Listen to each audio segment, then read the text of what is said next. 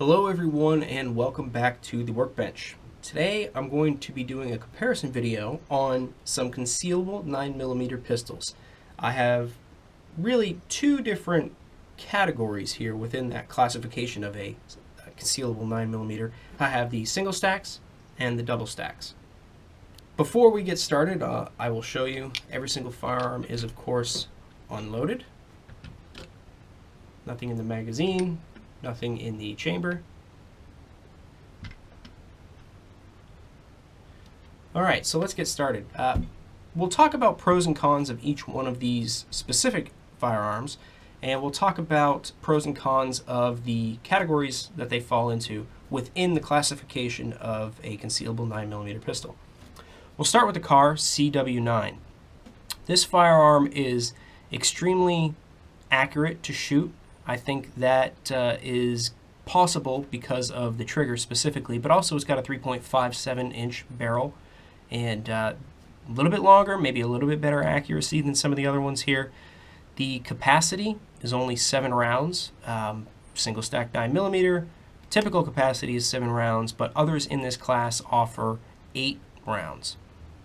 The width of this firearm is under 1 inch for both the grip and the slide. We're talking 0.94 inches. But of course, the widest part of this gun is this slide stop and takedown lever. Total overall width of that is 1.13 inches. The next firearm we'll talk about is the Smith & Wesson M&P Shield in 9mm. This firearm, pros and cons. Pro, very slim design, 0.94 inches, 0.94 inches. The widest part is the slide stop, slide release. That is exactly 1 inch.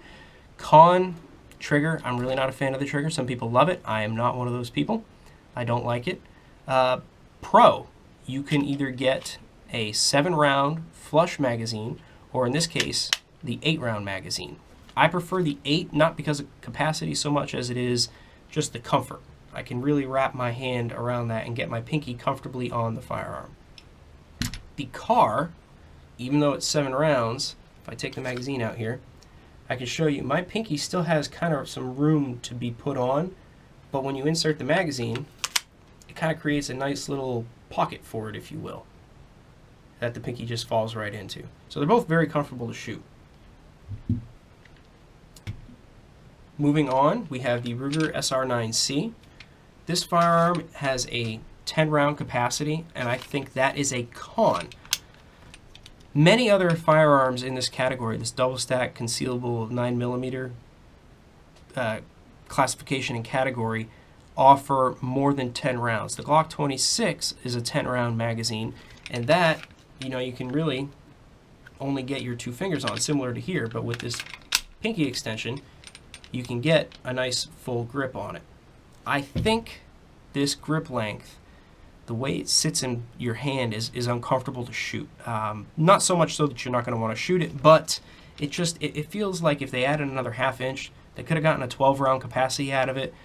Automatically put this little pinky extension on the magazine base plates. I think that would have been a better idea. But I am not the decision maker over at Ruger. The trigger, I'm not a fan of the trigger angle, but the trigger itself in terms of weight and how it breaks, I think is very, very smooth. The sight system on this is fantastic. I really, really do like the sights on it. Windage and elevation adjustable rear. I don't like a loaded chamber indicator on any firearm. I think it's just one more thing to get caught on something. So pros and cons, I think that I've pretty much talked about everything there. Lastly, we'll talk about the Taurus PT-111 Millennium G2. Pros and cons, very comfortable in the hand. They added that extra little ½ inch and got a full 12-round capacity out of it. The magazine follower is yellow. I don't know if that makes any difference whatsoever. Of course, Ruger has an ambidextrous manual safety and ambidextrous magazine release, so those are pros that I forgot to mention. Or cons, depending on if you're a person who doesn't like a manual safety.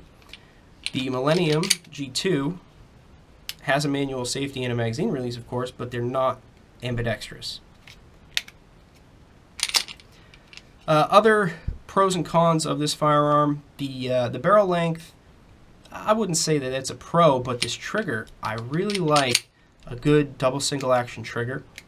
This one is not considered a double single action, it's actually considered a repeat strike trigger, but it feels very much like a double single action. So with that, you can get right back here, kind of stage it where you want it to be, and when you break the shot, it's very smooth, very short pull. Lends itself to better accuracy, I think. The sights, windage and elevation adjustable rear. I'm not a fan of the pinned front sight. I think a nice drift adjustable would be good, although I don't really know anybody to ever adjust their front sight. It does have the Picatinny mount, which of course these two do, and these two do not. But I think that 12 round capacity is probably the biggest pro to this firearm. Keep in mind that this firearm, along with its cost of $199, is almost identical in size to the single stack M&P Shield with the 8 round magazine in it. I mean, these firearms are almost identical in overall size, both in length, height, of course the width. The Shield is a little bit thinner because it's a single stack, but the weights are pretty identical. You get 4 more rounds out of this firearm. I think if you're looking at the Shield, you should strongly consider the Millennium G2. The Car is a great option, and of course the Ruger is a great option as well. There really is no bad option on this table. They all have their pros and cons, but I think if you are looking at a firearm chambered in 9x19 or 9mm for a concealed carry option, and you're looking at single stacks, you really should consider double stacks as well. Not just because of capacity, but because of the different options that are available out there. Different triggers, as you can see here, different capacities. This one, of course, another pro is that it accepts a full-size 17 round magazine, whereas of course your single stacks are not going to be able to do that. Those are my thoughts, my opinions on the classification and the categories within. If you have any comments, questions, please feel free to leave those below. A couple of notable mentions in these different categories within the classification of 9mm would be the Glock 26 and a double stack. Again, just like this one, it accepts the larger magazines, and just like this one, it only has a 2-finger grip with a flat base plate. Notable mention for the single stack would be the Ruger LC9. Good option, especially the LC9 Pro with the better trigger. Again, those are just my thoughts and my opinions on this classification of firearm and the categories within. Thank you very much for watching. I'll talk to you all again very soon.